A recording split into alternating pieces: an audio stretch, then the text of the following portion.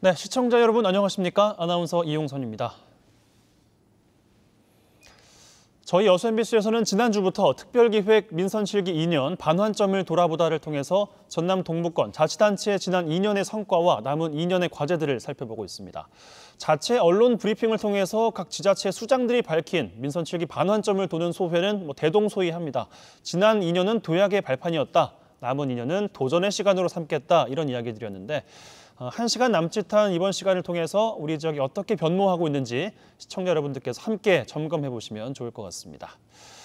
예, 여수 MBC 토크쇼 뉴스 앤 이슈 특별기획 민선 7기 2년 반환점을 돌아보다 오늘은 순천시정 살펴볼 텐데요. 오늘 함께할 두 분 먼저 소개해드리겠습니다. 순천시 허석시장 모셨습니다. 어서 오십시오. 네, 안녕하세요. 네, 자 그리고 여수 MBC 박민주 기자 함께합니다. 어서 오십시오. 안녕하십니까. 네, 두 분 함께해 주셔서 감사드리겠고요. 이렇게 1시간 동안 이 두 분과 함께 말씀 나눠보겠습니다.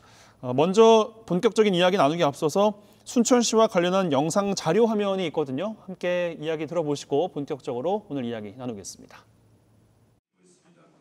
민선 7기 출범 2년, 허석 순천시장은 지역의 해무공 과제들을 풀어낸 점을 성과로 꼽았습니다. 신청사 건립 위치를 24년 만에 확정하고 전남도청 동부권 청사를 유치한 점을 부각했습니다. 순천형 창업 생태계를 만들고 교육 생태 경제의 3리 프로젝트를 통한 생태 경제 도시로 전환도 높게 평가했습니다. 앞으로 순천을 호남의 3대 도시로 발전시키고 정부의 그린 뉴딜 제2로 모델로 만들겠다는 포부도 밝혔습니다. 지난 민선 7기 730일은 포용과 혁신의 양날개로 새로운 순천의 초석을 놓은 시간이었고 또한 포용과 혁신으로 새로운 순천의 밑그림을 구체화시키는 시간이었습니다. 하지만 민선 7기 들어 의욕적으로 도입했던 개방형 인사제도는 과제를 남겼습니다. 이로 개방형 민간인 면장 인사로 전국적인 주목을 받았지만 결국 사퇴로 이어졌습니다. 행정 전문성과 소통이 보다 강화돼야 한다는 인사개혁의 필요성이 제기됐습니다. 시장께서 야심차게 개방형으로 뽑았습니다. 그런데 2년이 안 되어서 자초되었는데 이 기회에 개방형 제도를 만들 때는 행정 능력이랄지 주민과 소통할 수 있는 민선 7기 전반기에 결정될 것으로 보였던 신규 생활 폐기물 처리 시설 입지도 결론을 내지 못했습니다. 허석 시장도 민선 7기 가장 아쉬운 점이라고 밝힌 만큼 적정 부지를 찾기 위한 행정 소통과 명확한 정책이 필요하다는 지적입니다. 2, 3년 뒤에는 순천시가 쓰레기 대란을 맞을 확률이 굉장히 높아지고 있는데 여기에 대해서 지금 입지선정위원회가 구성돼서 활동하고 있는 걸로 알고 있는데 사실은 지금 시민들이 잘 모르고 있거든요. 그래서 거기에 대한 시에도 보다 더 좀 확고하고 단호한 대책이 필요할 것 같습니다. 1367억 원의 손해배상이 청구됐던 순천만 스카이큐브 분쟁은 무상 이전으로 갈등 국면이 마무리 수순이지만 이 같은 분쟁이 발생했던 원인 규명과 운영 방향의 공론화도 요구됐습니다. 민선 7기 전남 제1의 도시를 넘어 문화 경제 중심 도시로 도약하겠다는 순천시. 현안 해결과 생태 도시의 랜드마크를 함께 만들 수 있을지 주목됩니다. MBC 뉴스 박민주입니다. 예, 1시간 남짓한 오늘 이 시간에 화면에서 만나보신 것들 포함해서 또 민선 7기 2년 기자회견을 또 하셨는데 다 말씀 또 못하신 게 있다면 또 시간이 되는 대로 함께 좀 이야기를 나눠보는 시간 마련하겠습니다. 먼저 민선 7기 전반전 끝낸 소회부터 좀 여쭤볼까요? 네, 존경하는 28만 순천 시민 여러분 그리고 여수 MBC 시청자 여러분 반갑습니다. 순천시장 허석입니다. 민선 7기 취임식을 한 게 엊그제 같은데 벌써 2년이 훌쩍 지났습니다. 사실 시장이 되기 전에는 비가 와도 좋고 눈이 와도 좋고 바람 불면 더 좋았는데요. 시장이 되고 보니까 비가 와도 걱정, 눈이 와도 걱정. 요즘은 눈이 별로 안 오지만요. 요즘은 코로나19로 정말 걱정스러운 나날을 보내고 있습니다. 그래서 무엇보다도 우리 시민의 안전이 최우선이라는 자세로 민선 7기 전반기와 지금 후반기를 맞이하고 있습니다. 2년 전 취임식에서 새로운 순천을 시민과 함께 만들겠다는 그 각오로 민선 7기 후반도 계속 나아가겠습니다. 새롭게 출발한다는 자세로 임하겠습니다. 시민 여러분 지켜봐 주십시오. 예, 공약사항도 우선 좀 살펴볼까 하는데 올해 순천시의 이번 민선 7기 목표가 새로운 순천 시민과 함께였거든요. 네, 네. 또 아무래도 시민들과 함께 약속했던 게 이제 공약이라고 부를 수 있을 텐데 공약 이행률은 또 어떻게 평가를 하고 계실까요, 지금? 사실 이행률에 대해서는 뭐 어떻게 평가하는가에 따라서 뭐 100%도 될 수 있고 그러지 않겠습니까? 저는 선거 때 내세웠던 공약을 당선되자마자 공무원과 함께 시민과 함께 정리를 했습니다. 제가 생각했던 게 사실은 조금 현실에 잘 안 맞는 부분이 있을 수 있지 않겠습니까? 네. 그런데 공약으로 내세웠다고 100% 밀어붙이지는 않는다는 것입니다. 시민과 함께 다듬어낸 이 공약이 5개 분야 총 73개 사업으로 정리가 되었습니다. 이것은 100% 실현을 해야 되는 것이죠. 제가 정리한 게 아니고 지금 관계 부서에서 정리한 바에 따르면 6월 말 현재 기준으로 79.5%의 이행률을 보이고 있습니다. 논란이 여전히 있죠. 왜냐하면은 예컨대 남북 순천에 교류를 하겠다고 했는데 네. 지금 남북 관계 경색되어서 지금 뭐 이렇다 할 성과를 못 보이고 있습니다만 중국 등 그리고 국제기구를 통해서 3자 교류를 한다든지 또는 지원에 대한 준비도 하고 있습니다. 이걸 몇 %로 볼까 이런 문제가 있긴 그렇죠. 합니다만 그래서 어떤 분은 0%다. 어떤 분은 시작을 했으니까 뭐 50%는 된 게 아니냐는데 수치로 나타내기 힘든 부분이 있습니다. 저는 공약 이행률의 숫자보다는 시민과 함께 하는데 방점을 짓고 앞으로 남은 기간에도 공약을 100% 이행하도록 노력을 하겠습니다. 예, 물론 뭐 공약 이행률이라는 게 다 수치화해서 점수화를 또 할 수는 없는 부분이니까 네. 그런 부분에 대한 또 지적이셨던 것 같은데 포용과 혁신도 기존 정책과 다양한 계층들을 포용하고 창조적인 파괴를 통해서 새롭게 디자인하겠다. 네. 얼핏 들으면 이게 무슨 말인지 싶기도 좀 하거든요. 예. 네. 전반기 2년에 대한 자체 평가들은 또 좀 구체적으로 좀 해주신다면 어떻게 평가하시겠습니까? 방금 제가 들어봐도 조금 추상적인 것 같기는 한데요. 예. 사실은 간단히 말씀드리면 그렇습니다. 이게 민선 6기와 7기에서 이렇게 이제 경쟁을 통해서 새로운 집행부가 들어서게 되면 많은 시민은 주목을 하게 됩니다. 전임 집행부가 했던 정책을 어서기가 계속할까? 뭐 이런 거죠. 대표적으로 대한민국 생태수도 순천이라는 순천의 이 브랜드 가치를 내가 민선 7기에서 가져갈까 말까 이건 저도 고민이었습니다. 네. 저는 선거 때부터 캠프에서 이야기했습니다. 시장이 바뀐다고 해서 시정이 중단돼서는 안 된다. 그래서 지금 저는 민선 4기부터 이어져 온 생태수도 순천의 가치를 이어가고 있고요. 다만 이런 것이 있습니다. 전임 집행부에서 진행되었던 아까 나왔던 스카이큐브나 또 자원순환센터 문제 이런 문제는 사실은 정리하지 않으면 다음 수순이 이어질 수 없기 때문에 이게 초선의 어려움이 있습니다. 전임 집행부에서 벌어진 일들을 수습하는 것과 함께 또 제 공약을 또 추진해야 되는 거 그리고 또 업무를 파악해야 되겠고 또 심지어 민원인들 가운데 이런 분이 있습니다. 대법원까지 가서 졌음에도 불구하고 새로운 시장이 오니까 혹시 새로운 변화가 있지 않을까? 저에게 옵니다. 그래서 좀 해달라고. 안 됩니다 해도 이런 기대 수준이 높아지다 보니까 민원의 어떤 욕구도 분출되는 이런 경향이 있습니다. 그래서 민선 7기 전반기 2년은 정말 어떻게 휴식 한번 저도 취하지 못하고 숨가쁘게 달려온 2년이었습니다. 그래서 제 나름대로는 시민과 함께 새로운 순천을 만드는 데 있어서 어느 정도 틀을 잡았다라고 저는 생각을 합니다. 예. 참 장이라는 자리는 참 그런 것 같습니다. 말씀하신 것처럼 여러 가지 또 고민이 좀 드실 것 같은데 일단 기존 정책에 대한 포용 이런 거는 생태 수도에 대한 부분이셨던 것 같고 네. 기존 세부적인 사업들 수건 해결에 대한 것들을 창조적인 또 파괴를 통해서 새롭게 디자인해 보겠다 이런 취지로 좀 저는 좀 들었습니다.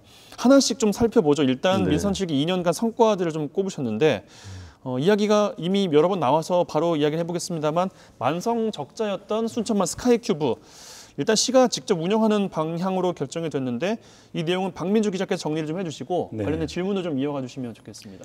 네, 순천만 스카이큐브 분쟁은 지난 3월에 시작이 됐습니다. 운영사가 순천시를 상대로 1,367억 원의 손해배상 청구를 대한상사중재원에 신청을 했었죠. 대한상사중재원은 스카이큐브 시설물을 10개월 이내에 운영사에서 순천시로 이전하라 무상으로 이렇게 결론을 내렸습니다. 1년이 넘는 지리한 분쟁이 마무리 수순에 와 있습니다. 하지만 여전히 분쟁의 소지는 남아있다고 볼 수 있는데요. 운영사는 시설물을 최대한 빨리 순천시에 넘기겠다 이렇게 밝히고 있습니다. 앞으로 이전 시점을 놓고 분쟁이 있을 수 있습니다. 더불어서 지역 시민사회단체에서는 이게 원인이 왜 발생을 했느냐, 그 책임뿐만 아니라 합리적인 운영 방안을 찾아보자 이렇게 주장하고 있습니다. 시장님, 앞으로 이제 법적인 분쟁은 해소가 됐습니다만은 여전히 과제가 남아 있는 것 같습니다. 네. 앞으로 이 부분을 어떻게 풀어나가실 생각이신가요? 네, 먼저 이 자리를 빌어서 스카이큐브 문제를 해결하는 데 가장 결정적인 힘을 실어주셨던 순천 시민 여러분께 감사의 말씀을 드립니다. 9만 6천 명, 10만 명 가까운 순천 시민들께서 서명 운동에 동참을 해 주셨거든요. 스카이큐브 문제는 아시다시피 315억 원의 부채를 탕감하고 모든 부채가 제로가 된 상태에서 2013년에 순천시에 손해를 입혔던 7억 원까지 보상을 하면서 저희들이 인수를 하게 되어 있습니다. 10개월 이내에 이제 인수인계하기로 되어 있는데 이건 사실은 글자 그대로입니다. 10개월 이내에 인수인계라고 하는 것이지 에코트랜스 쪽에서 가져가라 한다고 받을 준비가 안 되어 있는 것이죠. 충분히 문구에 나와 있는 대로 추진이 될 걸로 보여집니다. 그렇다면 과거에 스카이큐브가 왜 적자였을까를 한번 따져볼 필요가 있습니다. 과거에는 아까 315억 원의 부채에 대한 이자 비용이 연간 15억 원 정도가 됐고요. 또 이제 이들의 계산법은 이겁니다. 그 전에 또 한 400억 가까이 투자를 했기 때문에 부채 말고 직접 들어간 돈이 있기 때문에 이것을 20년 동안 감가상각비를 계산해야만 나중에 본전이 최소한 되는 거지 않습니까? 이 감가상각비를 넣으니까 더욱 적자가 되는 것입니다. 그래서 우리는 감가상각비가 없죠. 또 이제 부채 탕감이 됐으니까 이자 비용도 없죠. 그래서 현재 상태에서 운영하면은 당연히 흑자가 되는 것입니다. 다만 시민 여러분께서 아시다시피 순천 문학관에서 내려가지고 또 일정 기간 걸어야 되고 또 국가정원 오신 분의 80%가 동문 쪽으로 들어오시는데 동문에서 정원역까지 이렇게 걸어가는 게 또 만만치가 않습니다. 네. 이런 그 운영에서의 또 문제점들, 또 티켓팅도 동문과 서문에서 티켓팅을 같이 하는 방법. 그래서 또 순천 문학관에서 습지까지 연장할 것인가. 또 어떤 분은 아예 이번 기회에 시내까지 연결해서 대중교통으로 만들어버리자. 이런 또 아이디어가 있습니다. 그래서 이것을 조만간 시민 대토론회를 통해서 의견을 모을 생각이고요. 지금 TF팀이 꾸려져 있습니다. 공무원들로. 그리고 시민인수위원회를 조만간 발족을 시킬 생각입니다. 조금 전에 박민주 기자님께서 말씀하신 진상규명, 이 문제 저는 중요하다고 봅니다. 다만 제가 지난 시기에 진상규명에 초점을 받지 못한 것은 일단 해결을 하고 나서 진상규명이다 봐서요. 누구를 추궁하자, 누구에게 책임을 묻자고 하는 것은 아닙니다. 다만 앞으로 제2, 제3의 스카이큐브 사태가 나타나지 않기 위해서는 거대한 커다란 계약을 할 때 있어서 저는 최소한 시민의 감시, 의회의 감시가 곁들여져야 한다 이렇게 생각을 합니다. 그런 점에서 원인을 좀 규명하는 것은 어떤 절차에 의해서 해볼 생각입니다. 예, 알겠습니다. 시민 토론회는 언제쯤 예상하십니까? 지금 사실은 이게 코로나19 때문에 많은 게 지금 뭐 망가지다시피 하는데요.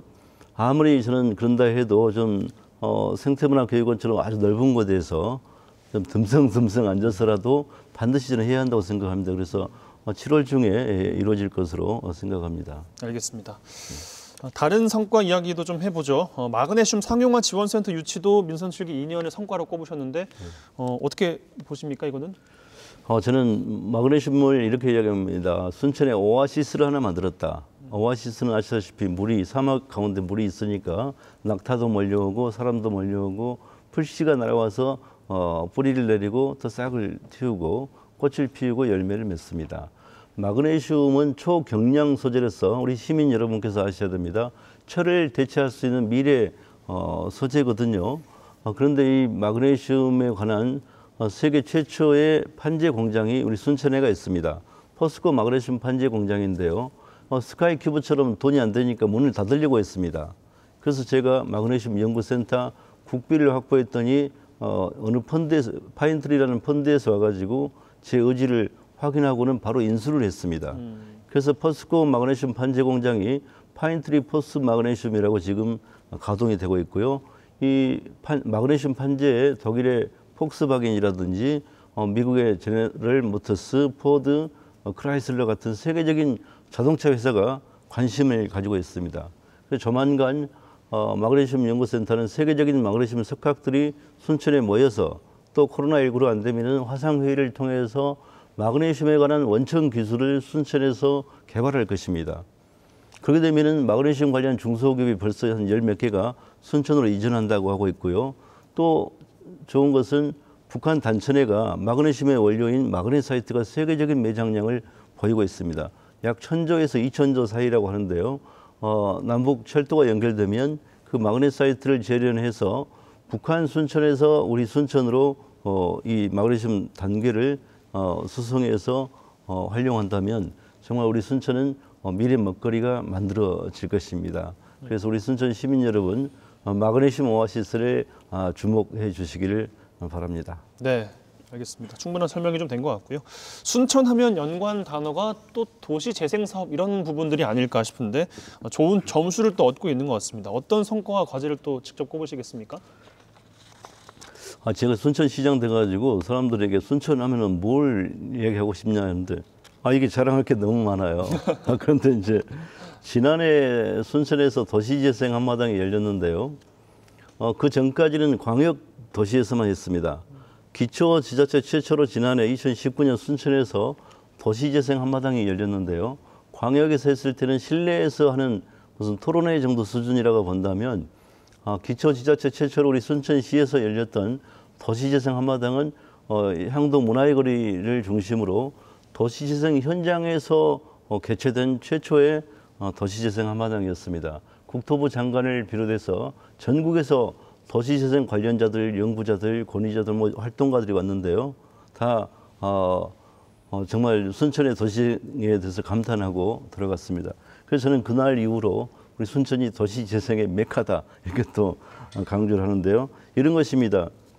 도시재생을 한답시고 거기에 있는 사람들을 몰아내는 이런 개발이 되는 경우가 들어 있거든요. 네. 우리 순천 도시재생의 특징은 한마디로 주민이 주도하는 것이죠. 살고 있는 주민이 주도하고 계획 단계에서부터 주민의 의견을 들어서요.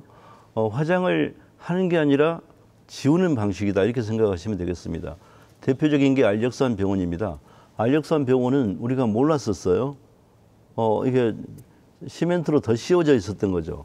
우연히 이 근처에가 알력산 병원에 건물이 있었는데 하고 알아보고 그 콘크리트 화장을 딱 지워서 본래의 그 모습을 딱 찾아냈습니다. 저는 이게 도시재생의 가장 중요한 부분이라고 보고요. 사람을 쫓아내는 도시재생이 아니라 살고 있는 사람이 정말 살맛나는 동네를 만드는 것, 그리고 가능하다면 다른 분들이 또 이렇게 찾아드는 그런 도시재생을 하고자 합니다. 그래서 현재 우리 순천은 1단계, 2단계, 3단계까지 역세권까지 3단계가 선정이 되었고요. 매곡동에서 순천대학교 이르는 4단계 도시재생을 신청 준비하고 있고 5단계는 덕연동과 왕조동을 보면은 이게 신도심인데 지금 보면 꼭 구도심 같은 느낌이 있습니다. 이쪽 아파트 권역을 5단계로 또 추진하려고 준비를 하고 있습니다. 예, 그렇군요. 알겠습니다. 신청사에 대한 이야기도 좀 해볼 텐데 그리고 네. 전남도청의 동부청사 이야기도 좀 있는 것 같고요. 어떻게 좀 잘 돼가고 계십니까? 신청사는 사실 우리 시민 여러분 잘 아시다시피 1995년 민선 출발하면서부터 24년 동안 입지 문제로 이게 nim비가 아니라 핀피 현상이 일어난 거죠. 네. 서로 자기 동네로 새로운 청사를 유치하려다 보니까 이게 좀 갈등의 요인이 있어서 그냥 없는 걸로 하자. 이렇게 해서 24년을 끌었는데 문제는 우리 청사가 너무 나이가 오래돼 가지고 안전등급, C등급, D등급이 있어서 이건 새로운 청사를 짓지 않을 수가 없는 상황입니다. 저 같은 경우에는 만약에 안전등급만 없다면 그냥 소박하게 현 청사에서 있으면 좋겠는데 그래서 지난해 초에 입지를 현 청사의 동측 부지로 확정해서 이미 이제 진도가 다 거의 나가 있고요. 부지 매입까지 전부 준비가 되고 있습니다. 보상에 있어서 주민들이 일부 오랫동안 살고 계신 분들이 저는 어려움이 있다고 봅니다. 그래서 네. 그분들은 이것이 보상받고 실제 이거 가지고 아파트 제대로 사기 쉽지 않은 부분들은 저는 뭐 반값 임대 아파트라든지 어떤 형태로든지 주거에 불편함이 없도록 지원을 배려를 할 이런 생각이고요. 제2청사, 도청 제2청사는 저희 선거 때부터 이미 김영록 지사님하고 그때는 후보였죠. 순천시장 후보와 도지사 후보가 서로 그때 민주당 원팀으로서 이야기를 나눴던 것입니다. 그래서 신대로 제2청사 동북권 통합청사의 입지가 확정이 되었고 역시나 진행이 되고 있습니다. 2023년에 새로운 전남 동북권의 통합청사가 도청 통합청사가 선을 보일 그럴 계획입니다. 그래서 우리 동북권의 중심, 남중권의 중심인 순천시가 더욱더 한 단계 도약할 수 있는 계기가 되지 않을까 생각합니다. 예. 또 이 방송을 통해서 제가 못을 박아야겠는데요. 네. 김영록 지사님께서는 도청 제2청사가 동북권 통합청사가 순천에 만들어지면 일주일에 하루는 순천에서 근무하기로 했습니다. 이쪽으로 출근하신다고요? 네. 약속을 지키실 것입니까? 네? 확정이 된 사항인가요? 약속을 하셨나요? 제가 약속했고 시민들 앞에서 약속했습니다. 네. 일방적으로 이 오늘 화면을 통해서 강조하시는 건 아니죠? 그러질 않습니다. 알겠습니다. 예. 민선 7기 지난 2년간의 성과들을 좀 중심으로 이야기를 해봤고 물론 논란이 되는 부분들도 있습니다. 오늘 좀 이야기 이 부분을 나눠볼 텐데 순천시 공직사회 갑질 논란이 최근에 있었습니다. 직장 내 괴롭힘 금지법에 대한 공직사회 전반의 인식 변화가 좀 필요한 시점이 아닌가 생각이 좀 들면서 이 내용 박민주 기자가 정리 좀 해주시고 질문도 좀 이어주시죠. 여수시에 이어서 순천시에도 최근 공무원 갑질 논란이 일었습니다. 5급과 7급 간부급 공무원이 업무를 추진하는 과정에서 폭언을 했다는 주장이 제기해서 감사가 이루어졌는데요. 순천시는 이해관계들의 추가 피해를 막기 위해서 전보 인사를 단행했죠. 하지만 이번 일을 계기로 공직사회 전반에 대한 개혁이 필요하다, 인식 전환이 필요하다 이런 의견이 나오고 있습니다. 시장님께서도 민선 7기 2주년 기자회견에서 이 부분을 언급하셨잖아요. 네. 앞으로 이 부분을 어떻게 풀어야 현명한 답이 나올 거다 이렇게 생각을 하십니까? 저는 시장 되기 전에 대학교 다닐 때부터 학생운동을 하고 노동운동하면서 가장 중요하게 생각한 가치가 평등의 가치입니다. 사람 위에 사람 없고 사람 아래 사람 없다고 하는 것입니다. 그래서 직장에서 제가 시장이지만 이 허석이라는 사람이 시장이 된 게 아니지 않습니까? 허석의 역할이 시장인 것이죠. 또 국장이나 과장, 계장 다 마찬가지입니다. 역할이 국장이고 과장이고 팀장이고 그런 것이죠. 사람이 국장이 되고 사람이 과장이 되는 게 아닙니다. 그런데 덜어는 우리 순천 공무원들 저는 최소한 전남에서는 가장 우수한 집단이다. 대한민국 어디에 내놔도 뒤처지지 않을 우수한 집단입니다. 다만 그 일부가 이런 인식을 잘못해서 내가 어떤 직위와 사람이 일치되는 생각을 하는 분들이 덜어 있죠. 근데 저는 조금 억울한 게 다른 지자체와 달리 다른 데서는 갑질을 좀 은폐나 옹호하려는 경향이 있었다면 저는 2년 동안 단체장인 제가 강조해서 계속 뿌리를 뽑겠다 이런 자세로 이번에도 제가 나선 것입니다. 그래서 드러난 것인데 갑질이 드러난 현상은 같지만 우리 순천에서 갑질은 다르다는 것입니다. 저뿐만 아니라 우리 공직자 모두가 갑질을 없애고자 하는 노력을 하고 있습니다. 그 점을 좀 봐주시고요. 저는 이렇게 항상 주장합니다. 아침에 눈을 뜨면 출근하고 싶은 직장이 돼야 된다. 아이들도 마찬가지 아니겠습니까? 눈을 뜨면 학교를 가고 싶어야 됩니다. 근데 어떤 친구가 괴롭힌다든지 또 어떤 친구가 보기 싫으면 학교 가기 싫지 않겠습니까? 출근하고 싶지 않은 직장이 되면은 우리 공무원이 불행하면 공무원이 건강하지 못하면 시민이 불행하고 시민이 건강하지 못하게 됩니다. 저는 그래서 공무원이 건강하고 공무원이 행복해야겠다. 그래야만 시민이 건강하고 시민이 행복할 수 있다. 그런 차원에서 직장 내 갑질을 앞으로도 더욱더 발본색원할 이런 생각입니다. 예, 말씀하신 내용은 충분히 공감이 돼서 다음 질문으로 넘어가도 괜찮을 것 같습니다. 서두에서 저희가 소개해드렸던 자료 화면에 좀 비중 있게 나온 사안이었는데 민선 7기 주요 공약이었죠. 개방형 민간인 면장 중도 사퇴 이야기가 최근에 있었습니다. 하반기 인사를 단행하셨고 이번 인사에 대한 이야기를 좀 종합적으로 해주실까요? 네. 어떤 분이 저한테 물어봤습니다. 이게 나간 면장 개방형으로 한 게 실패한 게 아니냐. 저는 그렇게 생각하지 않습니다. 저는 성공했다고 생각을 합니다. 왜 성공이라고 제가 말씀드리냐면 대한민국에서 면장을 개방형으로 뽑아본 게 우리 순천이 최초지 않습니까? 네. 시도조차 하지 못한 것에 비해서 우리 순천시는 시도했다고 하는 것입니다. 그리고 이 개방형 면장을 뽑는 데 있어서 제 판단은 거의 제로였습니다. 면민들의 판단과 많은 평가자들의 판단에 의해서 공정하게 능력이 있다고 해서 뽑힌 것입니다. 그리고 우리 뭐 공직자들을 무시하는 게 아니고 임명직으로 이렇게 면장으로 가면은 길어야 2년, 짧으면 1년, 어떤 경우는 6개월 만에 옮기게 되거든요. 그래서 중장기 프로그램을 세울 수가 없습니다. 그냥 민원 정도 해결하고 오는 것이죠.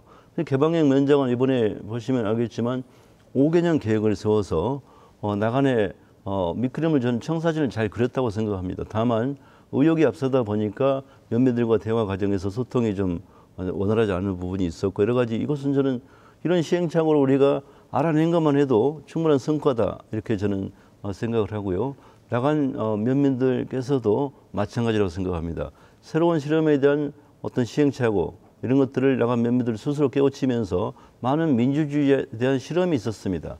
우리가 어떤 아이가 걸음마를 하려고 할 때 바로 딱 일어나지고 걸어가 버리면은 성공이지만 이게 참 무섭지 않을까요? 저는 그렇게 생각합니다. 그래서 아이가 걸음마를 배울 때 홀로서기 할 때 좀 엎어지고 코도 깨지고 하다 보면은 걸어가는 것처럼 저는 이번 개방형 면장은 제가 어떤 스스로 옹호하지 한 게 아니고 저는 중요한 실험이었고 또 성공이었다. 다만 아쉬운 점은 분명히 있죠. 원활하게 좀 소통이 되어서 임기를 마쳤더라면 훨씬 더 좋았을 텐데 하는 아쉬움이 있습니다. 저는 취임하고 2년 동안 우리 공직자 여러분들의 평가는 조금 다를 수 있겠지만 소수 직렬을 배려하고자 많은 노력을 했습니다. 그래서 전임 때는 단 한 번도 승진의 기회를 받지 못했던 수산 직렬이라든지 이런 소수 직렬에 저는 사무관을 계속 배출해 내었습니다. 소수 직렬을 배려하다 보니까 행정 직렬이 조금 불만이 쌓이긴 합니다만 이거 어떻게 좀 적절히 조화를 이룰까. 또한 연공 서열과 능력제를 어떻게 더 적절히 조화를 이룰 것인가. 능력 위주로 하다 보면 사실 사람의 능력을 잣대로 지듯이 이렇게 평가하기 쉽지는 않은 부분이 있거든요. 그래서 자칫 잘 보이는 분들이 능력이 있는 것처럼 비춰져서 안 되겠다. 그러다 보니까 오래 근무하신 분들이 또 묵묵히 열심히 일하는 분들이 뒤로 처지는 경향이 있습니다. 그래서 저는 연공 서열과 능력을 적절히 조화를 이루어야 하는데 이건 저는 정답이 없다고 생각합니다. 거의 뭐 미적분 문제 푸는 것보다 힘든데요. 그때 상황에 맞춰서 올해는 연공 서열을 좀 더 앞세우자. 이번에는 능력을 앞세우자. 이번에는 소수 직렬을 배려하자. 이번에는 다시 또 행정 직렬을 우대하자. 이게 있기 때문에 원칙 하나로는 저는 나갈 수 없다고 생각합니다. 그래서 모두를 만족할 수 있는 제도는 없기 때문에 우리 순천시 공직자 여러분들께서 대체로 만족한다면 저는 무난한 인사가 아니었을까 이렇게 생각을 합니다. 예, 알겠습니다. 생활 폐기물 처리 시설 쓰레기 매립장 문제도 좀 짚어보겠습니다. 이건 아무래도 주민분들의 삶의 질과 큰 연관이 있기 때문에 근데 해를 거듭하고도 이게 완전하게 해결이 됐냐 그렇게 안 보는 분들이 좀 많으신 것 같거든요. 어떻게 보십니까? 이제 정책을 추진할 때 사실은 민주적이지 않고 몇몇 행정이나 또 뭐 단체에서 주도하면 진도가 빠르죠. 네. 빠른데 잡음이 좀 있습니다. 저는 취임하면서 이 쓰레기 매립장 문제, 자원순환센터 문제는 공론화위원회를 통해서 100일 동안 의견을 수렴을 했습니다. 제 의견 하나도 보태지 않고 그 공론화위원회에서 제안한 것을 정책으로 삼아서 저는 집행을 하고 있습니다. 그 이번에는 이게 입지선정위원회를 꾸려가지고 역시 거기에 제 의견 하나도 들어가지 않습니다. 입지선정위원회에서 매주 회의를 통해서 답사를 하고 선진지 견학을 하고 해서 나온 것들을 제가 집행을 하고 있습니다. 그래서 조금은 민주주의라는 게 그런 것 같습니다. 조금은 더디지만 조금은 서툴지만 함께 간다. 그래서 한 사람의 10걸음보다는 10사람의 한 걸음의 자세로 지금 임하고 있고요. 그래서 올 연말까지는 입지가 선정이 될 것으로 저는 생각합니다. 네, 알겠습니다. 의료시설 이야기로 좀 넘어가 보겠습니다. 아무래도 가장 많은 분들의 관심이 여기에 쏠려 있지 않을까 생각이 좀 들기도 하고요. 의료시설에 대한 이야기는 뭐 여러 가지로 해석할 수가 있을 것 같은데 우선 신대지구에 조성된 의료기관 부지 10년 넘게 비어있다가 이제 최근에 3천억 원 규모의 의료 투자 협약 체결을 또 했습니다. 이 내용은 먼저 박민주 기자께서 정리를 좀 해주시고 질문도 좀 이어가 주실까요? 신대주기에는 순천의 대표적인 신도심입니다. 여기에는 5만 제곱미터가 넘는 의료 전용 부지가 있는데요. 10년 넘게 지금 비어 있는 상태입니다. 그동안 조선대병원이라나 미국의 유명 그룹의 병원들을 유치해보는 노력들이 있었습니다. 세 차례나 MOU를 체결했는데 결국 무산됐죠. 대부분 수익성 때문이었는데 순천시가 이번에 거분그룹과 700병상 규모의 종합병원을 유치하겠다고 의사를 밝혔습니다. 관점은 현실화시킬 수 있느냐 이 부분인 것 같습니다. 주민들도 그렇고 시민들도 그렇고. 시장께서는 이번에 네 번째 도전인데 과연 이것이 가능할지 어떻게 보십니까? 네. 세상 일에 뭐 100%는 없지 않습니까? 그래서 세 번 실패를 했기 때문에 또 이번에도 실패하지 않을까 하는 우려의 시각이 있습니다만 그렇다고 해서 시도를 안 할 수는 또 없는 것입니다. 이번에 가장 중요한 것은 기존의 신대 경제자유구역청이기 때문에 외국계 학교, 외국계 병원 이런 게 있는데요. 솔직히 말씀드려서 외국인이 거주하지 않는데 외국계 학교, 외국계 병원이 사실은 적절치 않은 부분이 있었습니다. 그래서 계속 외국계 병원을 강조하다 보니까 안 된 것이고요. 이걸 좀 바꿔서 국내 의료기관도 들어올 수 있게 했습니다. 그리고 거분그룹은 사실 대표가 우리 순천 해령면 출신입니다. 그리고 거제 백병원을 인수해서 성공적으로 이것을 정착시킨 분이고요. 그래서 지난번에 그 백용기 회장과 또 강창희 전 국회의장 그리고 그 고검장 출신 이런 분들이 다 또 서울대 총장 출신도 오시고 해서 다 힘을 실어줬습니다. 700병상 규모의 3천억 원 이상을 투자할 건데요. 여기는 우리 순천뿐만 아니라 여수 산단과 광양 제철을 위해서 화상 전문 병동이라든지 신내혈관 계통의 전문 병동까지 운영할 계획을 가지고 있습니다. 다만 저도 걱정스럽습니다. 왜냐하면 과거에는 병원을 해서 돈을 벌었는지 몰라도 이게 영리법인이 아니지 않습니까? 그래서 네. 사실은 사명감이 저는 있어야 한다 보고요. 저는 고향에 대한 사명감이 있기 때문에 우리 거분그룹에서 좀 결심을 했다라고 봅니다. 그래서 안착이 어쨌든 병원이 만들어지고 정상 운영될 수 있도록 우리 시에서는 행정적 지원을 다할 그런 생각입니다. 예. 연장선의 질문인데요. 그래서 민간 병원의 유치 가능성이 조금씩 점쳐지면서 아무래도 의대 유치는 조금 소홀해지는 건 아니냐 뭐 이런 논란도 조금 있었던 것 같고 그리고 또 가장 쭉 이어져 왔던 건 이건 뭐 경선 때부터 좀 이어왔던 것 같긴 합니다. 총선 경선 때부터 목포와 순천의 대립구도, 그러니까 전남 서부권과 동부권의 대립구도인데 우선은 전남대 의대 유치에 좀 힘이 실리는 것 같은데 어떻게 좀 보시는지요? 이와 관련해서 최근에 마치 전남권의 의대가 거의 확정된 것처럼 가짜 뉴스가 네. 나돌아서 사실 저도 막 들떴습니다. 자, 이제 전남이 됐으니까 이제 드디어 한번 서부권과 싸워볼까 이런 생각까지 했는데 보건복지부에 확인해본 결과 가짜 뉴스였거든요. 그래서 얼마나 우리 전남에 의대를 유치하고자 하는 열망이 많았으면 이런 가짜 뉴스가 나왔을까 하는 생각이 듭니다. 자, 시청자 여러분, 순천 시민 여러분, 의대를 왜 유치하려고 합니까? 목포에서는 또 왜 목포대에다가 의대를 유치하려고 할까요? 의대가 목표인가요? 의대를 통해서 부속 병원, 대학 병원을 만들려고 하는 것입니다. 대학 병원은 또 왜 만들려고 합니까? 우리가 응급 환자, 생명이 경각에 달린 분들이 생명을 살릴 수 있는 그런 1차 의료기관이 우리 순천에 혹은 목포에 필요하니까 그것을 위해서 의대를 유치하고 부속병원을 만들려고 하는 것입니다. 그러면 700병상이라고 하면 전남 최대의 병원인데 이런 병원이 있는 게 좋겠습니까? 없는 게 좋겠습니까? 목표가 바로 의료기관입니다. 그래서 의료기관을 전남 최대 의료기관을 유치한다고 했더니 의대에 걸림돌이 된다면 앞뒤가 바뀐 것이라고 저는 생각을 합니다. 그 의대 순천대 의대가 만들어졌다면 거기서 나온 학생들은 어디를 가겠습니까?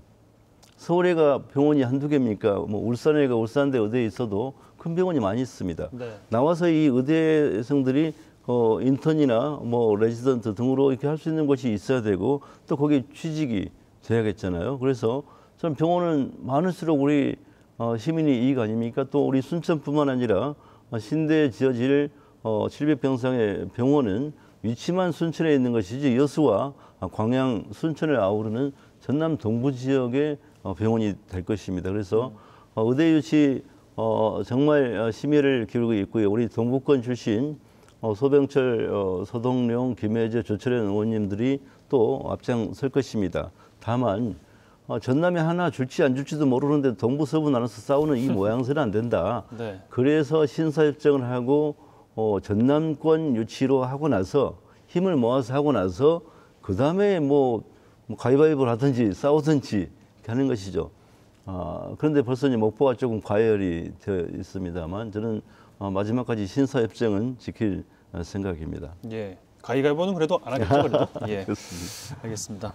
포스트 코로나 시대 이야기를 좀 하겠습니다. 아무래도 국가 주도로 좀 이야기하고 있는 게 한국판 뉴딜, 뭐 그린 뉴딜 사업 뭐 이런 것들이 이야기가 좀 나오고 있는데 순천시의 그린 뉴딜 정책도 분명히 있습니다. 이 내용 박민주 기자께서 정리를 좀 해주시고 질문도 네. 좀 이어가 주십시오.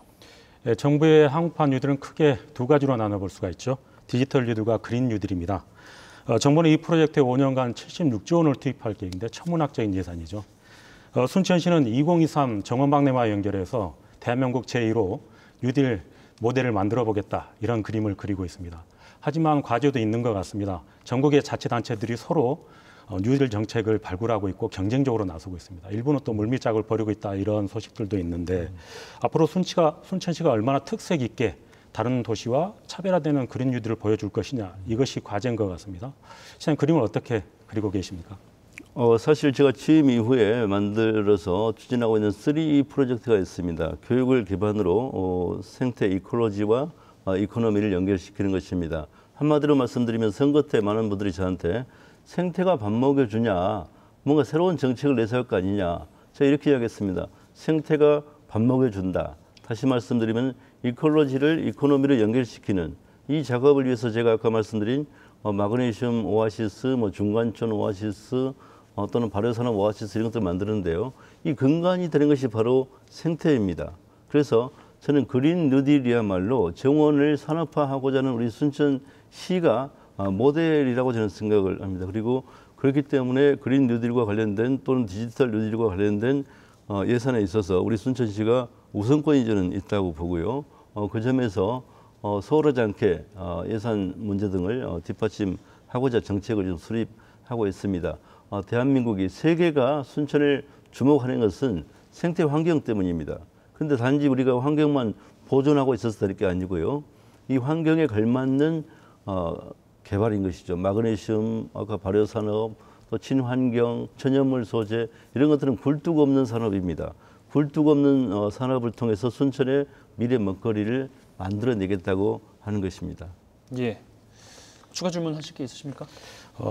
정원 산업과 관련해 가지고 이제 산업으로 발전도 중요하지 않겠습니까? 네. 그린 뉴딜을 보여주려면. 네. 근데 아직까지는 좀 아쉽다 이런 지적들이 많이 있습니다. 그 부분에 혹시 뭐 준비하시는 게 있을까요? 올해 저 순천만 생태문화교육원 그 옆에 자벌도 만들어지는 연양뜰이라고 하는데요. 네. 거기 보면 지금 공사가 한창 진행 중인 게 1,500대를 되는 주차장을 만들고 있고요. 네. 그 옆에가 정원수 판매장, 정원자재 공판장이 만들어집니다. 대한민국 최초인 것이죠.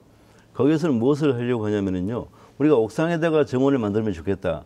근데 너도나도 개별적으로 만들잖아요. 네. 표준화된 옥상 정원을 만들어서 택배로 보내면 조립만 하면 옥상에 그럴싸한 한 평 정원이 만들어지고 10평짜리라면 한 평짜리 10개 만들고 또 베란다 정원을 만들고 싶다. 우리 표준화된 베란다 정원을 만들자.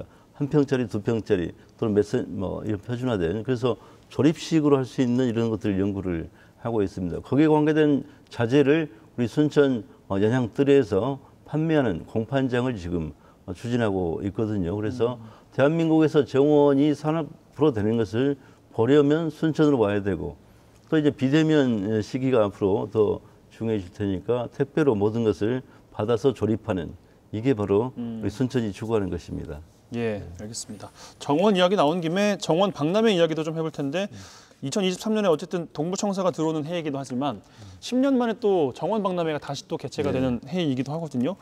어떻게 다루고 어떻게 준비하고 계신지도 좀 궁금해하실 것 같아요. 우리 시민 여러분께서 2013년에 벌어진 정원 박람회 잘 아시지 않습니까? 그래서 간단히 말씀드리면 2023년은 시민이 주도하는 시 전역이 정원이 되는 이 박람회입니다. 그래서 과거에는 국가 정원에서만 박람회가 열렸다면 이제는 도심으로 뻗쳐지고 서남사, 송광사, 동천, 죽도봉 모든 것이 어디에서 거닐어도 어디에서 숨만 쉬어도 힐링할 수 있는 도시 순천을 세계에 보여주고자 합니다. 다만 이것을 시민이 주도한다고 하는 것은 정원하면은 뭐 기본 뭐 최소한 몇 평이 있어야겠다는 거창하게 생각하는데 정말 짜투리 땅 손바닥만한 짜투리 땅도 아름답게 가꾸어서 도시 전체가 정원이 되는 이것을 하려면 당연히 시민이 28만 순천 시민이 주도를 해야 되는 것입니다. 그런 조금 더디지만 조금 서툴지만 조금 부족하지만 시민이 주도하는 세계 거의 최초의 박람회를 보게 될 것입니다. 예, 알겠습니다.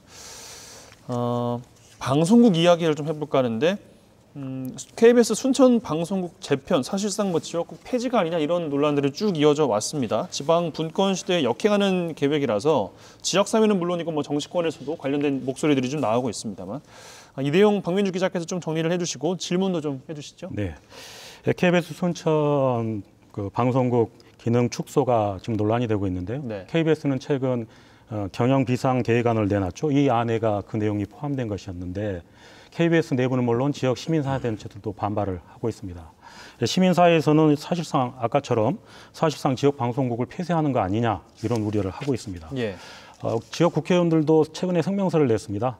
지역민들의 목소리를 전달할 공간이 사라지는 거 아닌가 그러면서 시민들의 알 권리가 박탈당하는 거 아니냐 이런 우려를 제기했습니다. 하지만 현실적으로 해법 찾기가 쉽지 않은데 시장님께서는 이 부분을 어떻게 풀어야 된다 이렇게 보고 계십니까? 저는 기본 원칙을 가지고 판단해 볼 필요가 있다고 봅니다. 사실 MBC하고는 좀 다른 경우지 않습니까? MBC하고 다른 경우인데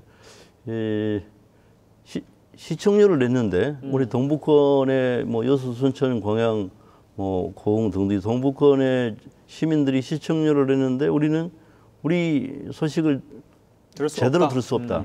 물론 일부는 있겠지만 만약에 이제 광주 KBS까지 뭐 재정난 때문에 한다고 뭐 서울에 있는 KBS 하나만 있다면 더더욱 우리는 뭐 신창원이 잡혔을 때나 돼야지 순천 소식을 알게 될 것입니다. 그래서 우리가 낸 시청료의 권리를 우리가 찾을 필요가 있다는 것입니다. 그래서 저는 시청권을 주장해야 된다고 보는 것이고요.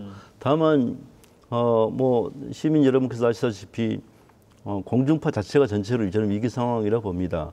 뭐 종편의 도전도 있고 또 유튜브를 기반으로 한 인터넷의 도전도 있어서 뭔가 좀 그 혁신이 이루어져야 하는 것은 분명한데 적어도 공영 방송인 KBS만큼은 그렇게 해서는 안 되겠다라는 생각을 저는 합니다. 그래서 지금 시민 많은 분들이 반대를 하고 있고 또 지역 국회의원들도 반대하고 있기 때문에 조금 변화가 있지는 않을까 싶긴 한데 이게 사실은 이제 전체적인 순천만의 문제가 아니고 전체적인 KBS 자체 결정이기 때문에 어떻게 될지는 아무튼 제가 힘을 쏟고는 있지만 결과에 대해서는 아직은 예측하기 쉽지는 않다고 봅니다. 네, 일단 뭐 우려감은 함께 갖고 있다 이런 말씀 정도로 이해를 하겠습니다. 슬슬 마무리를 좀 해봐야 될 시점인 것 같은 3분 정도가 남았습니다. 우선 민선 7기 2년 후반기 시정 방향도 좀 들어봐야 될 것 같거든요. 제가 민선 7기 2년 동안 전반기에 오아시스를 3개를 만들었다고 말씀드렸습니다. 마그네슘 발효산업, 중간촌, 한국지사를 순천에 유치한 것. 이 오아시스에 이제는 많은 풀씨가 날아들어서 꽃을 피우고 열매를 맺게 할 생각입니다. 다시 말씀드리면 시민 여러분께서 체감할 수 있게끔 많은 기업들이 와서 고용을 창출하고 또 우리 청년들이 또는 장년들이 여성들이 스스로 창업을 통해서 일자리를 만들어낼 수 있도록 가시적 성과를 제가 보여드릴 생각입니다. 제가 사실은 이렇게 이야기해도 중간촌이 뭔지 마그네슘이 뭔지 발효산업은 뭔지 이해가 사실은 우리 시민 여러분 쉽지 않을 것입니다. 그래서 저는 설명을 하기보다는 보여드리겠습니다. 조만간 가시화되면 시민 여러분과 함께 우리 순천의 경제 활력을 이어 나가겠습니다. 예, 이에 관련된 질문사항 있으시면 30초 정도로 좀 해주시고 답변도 30초 정도로 좀 부탁을 드릴까요? 예. 네, 민선 7기 후반기 이슈들을 많이 논의했는데 가장 중요한 것은 행정적인 소통인 것 같습니다.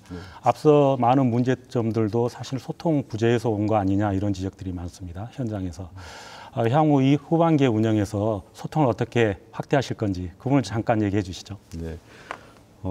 저는 소통을 가장 강조했고요. 특히 시민과의 소통은 광장 토론, 골목 토론, 천막 토론, 심지어 별밤 토크 등을 통해서 직접 갔습니다.